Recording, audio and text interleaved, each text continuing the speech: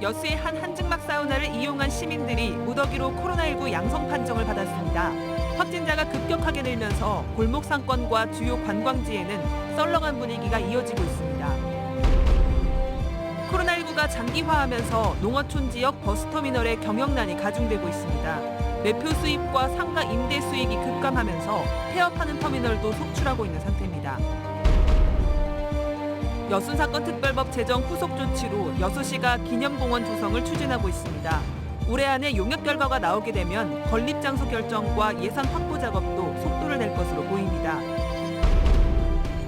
개발 사업자에 대한 특혜 제공 의혹을 받고 있는 박병종 전 고흥군수에 대한 1심 재판이 막바지로 접어들었습니다. 검찰이 박 전 군수에 대해 징역 4년을 구형한 가운데 법원의 선고는 다음 달 17일 내려질 예정입니다. 여러분 안녕하십니까? 수요일 밤 여수 MBC 뉴스데스크입니다. 여수의 한 한증막 사우나 이용객들이 무더기로 코로나19 양성 판정을 받았습니다. 방역당국은 코로나19 확진자의 동선을 조사하는 과정에서 한증막 사우나를 이용한 사실을 확인하고 전수검사를 실시한 결과 업주와 직원 등 10명이 감염됐고 이용객들의 가족 2명도 확진됐다고 밝혔습니다. 전라남도에 따르면 오늘 새벽 0시부터 오후 5시까지 전남 지역에서는 여수 18명, 순천 5명, 광양 6명, 고흥 1명 등 모두 60명이 신규 확진됐습니다. 여수시가 이번 주말인 성탄절 0시부터 내년 1월 2일 24일까지 9일 동안 긴급 이동 멈춤을 시행하기로 했습니다. 여수시는 오늘 긴급 영상 브리핑을 통해 오늘 하루 18명의 확진자가 나와 역대 1일 최다 확진자 수를 넘어선 데다 사우나발 확진자가 급증하고 있어 연말 연시를 앞두고 대규모 집단 감염의 우려가 크다며 긴급 이동 멈춤을 시행한다고 밝혔습니다. 여수시는 특히 사적 모임이나 타 지역 방문, 친인척과의 만남을 자제하고 다중시설의 이용도 최소화하는 것은 물론 부득이 타 지역을 방문한 다음에는 반드시 PCR 검사 후 일상에 복귀할 것을 당부했습니다. 코로나19 사태가 2년 가까이 지속되고 있는 가운데 올해도 어김없이 연말이 다가왔습니다. 위드 코로나도 잠시 거리두기가 다시 강화되면서 골목 상권과 관광지 할 것 없이 연말 지역 경기는 모두 얼어붙었습니다. 강서영 기자입니다. 저녁 퇴근 시간을 넘겼지만 식당이 밀집한 여수 문화의 거리는 쥐 죽은 듯 조용합니다. 크리스마스 조명만 조용히 빛날 뿐 시끌벅적한 연말 분위기를 느끼기는 어렵습니다. 젊은 사람들이 좀 이렇게 활기차게 생활할 수 있는 그런 분위기가 조성돼야 되는데 이 코로나로 인해서 참 너무나도 침체된 그런 게 참 안타깝죠. 거리의 한 고깃집을 찾아가 봤습니다. 코로나를 거치며 17명의 직원은 2명으로 줄었고 사장이 직접 나서 고기를 굽고 서빙을 하고 있습니다. 연말에 맞았지만 이날도 불과 8명 예약을 받는데 그쳤습니다. 매출은 90% 가까이 감소했습니다. 방역 지침의 부담을 전적으로 자영업자가 짊어진다는 불만도 나옵니다. 대출 받아갖고 세금을 내야 돼요, 지금은. 우리는 내가 돈 주면서 알바를 써갖고 계속 있어야 돼요. 시민들은 335 조촐하게 송년 모임을 할 뿐입니다. 빨리 진정을 시키는 게 더 우선이라고 생각하거든요. 제 입장에서는. 저도 같은 자영업자라고. 거리두기 격상으로 인한 경기 침체는 관광지까지 덮쳤습니다. 주말과 평일을 가리지 않고 가게 앞에 긴 줄이 늘어섰던 이순신 광장 앞. 저녁 시간을 조금 넘겼지만 전과 같은 긴 대기줄은 찾아볼 수 없습니다. 그때부터 갑자기 줄어든 그런 느낌이 들어요.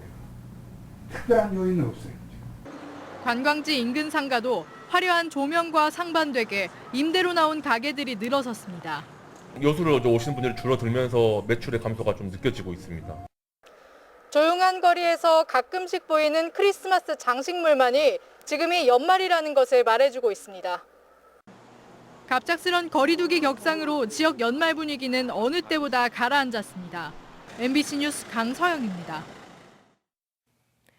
고속버스와 시외버스가 이용하는 버스터미널 대부분이 승객 감소로 도산 위기에 처했습니다.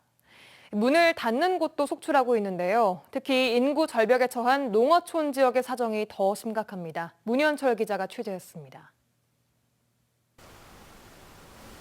평일 오전 버스터미널 대합실 안이 썰렁합니다.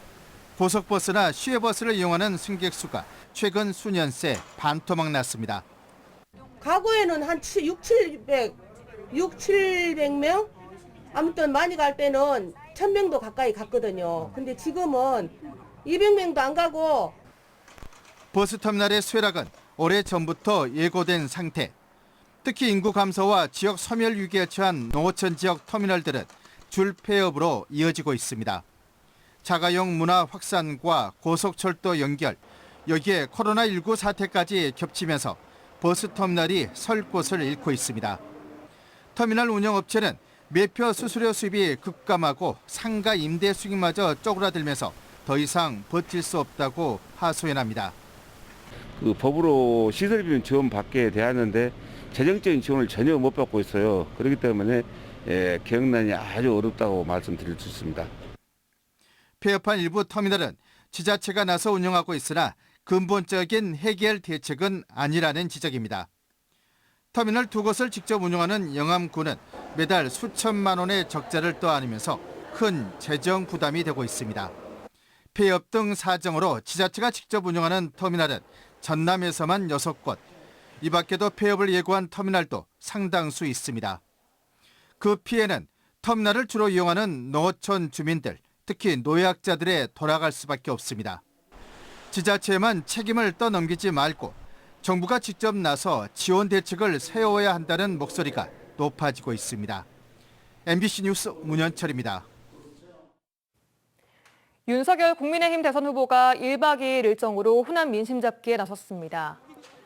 오늘 전북 완주와 군산 등을 찾은 윤 후보는 내일 오전 광주 AI 데이터 센터 건립 예정지를 둘러본 뒤 오후에는 순천에서 열리는 전남 선대위 출범식에 참석할 예정입니다.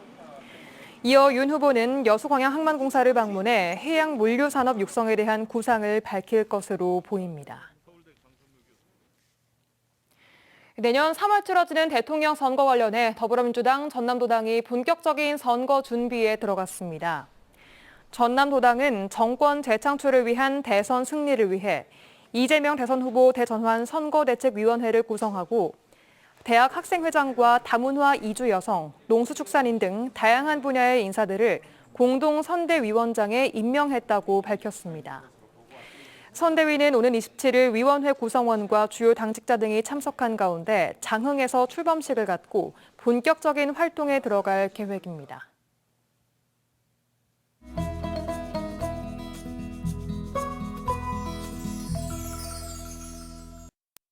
여수 MBC AI 내일의 날씨입니다. 내일 전남 지역은 맑은 날씨를 보이다 오후부터 구름이 많아지겠는데요.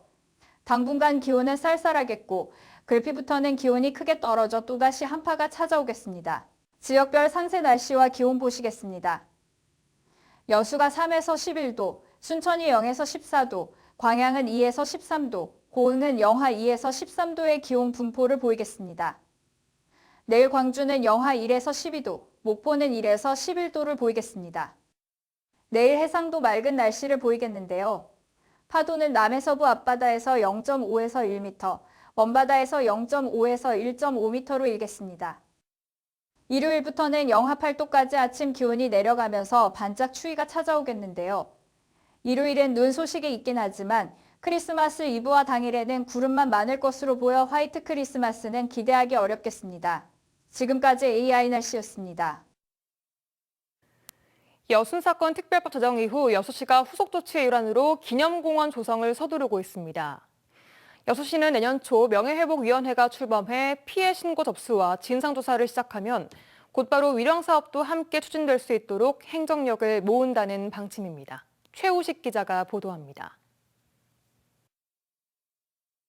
여순 사건은 제주 4.3 사건 진압 출동 명령을 거부하면서 지금의 신월동에서 발발해 여수 시민 5천여 명 등 11,000여 명이 국가폭력에 희생된 근대사의 가장 아픈 기억입니다.